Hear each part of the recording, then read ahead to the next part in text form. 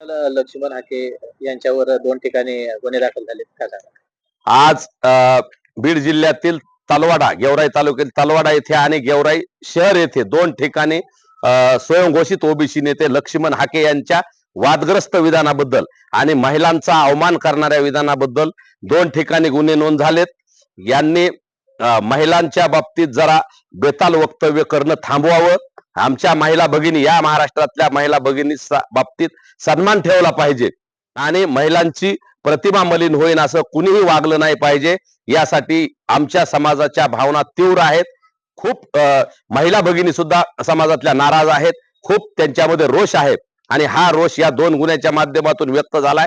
तसेच येणाऱ्या काळात जर हाकेंनी समस्त महिला वर्गाची माफी मागितली नाही तर त्या सगळ्या महाराष्ट्रातल्या रणरागिणी महिला हाकेच्या तोंडाला काळं फासल्याशिवाय राहणार नाहीत. आणि आम्ही सुद्धा जोपर्यंत हाके सगळ्या महिला भगिनींची माफी मागत नाहीत तोपर्यंत आम्ही सुद्धा लोकशाही मार्गाने त्यांच्यावर गुन्हे नोंद करणं असेल किंवा त्यांना लोकशाही मार्गाने विरोध करणं असेल, हे सगळं आम्ही करणार आहोत. तरी या हाके किंवा इतर कुणीही कुठल्याही माणसाने महिलांची चुकून अशा पद्धतीनं वक्तव्य करू नये, नसता त्यांना गंभीर परिणामाला सामोरं जावं लागेल. हे सुद्धा इशारा आम्ही या मराठा समाजाच्या वतीने देत आहोत.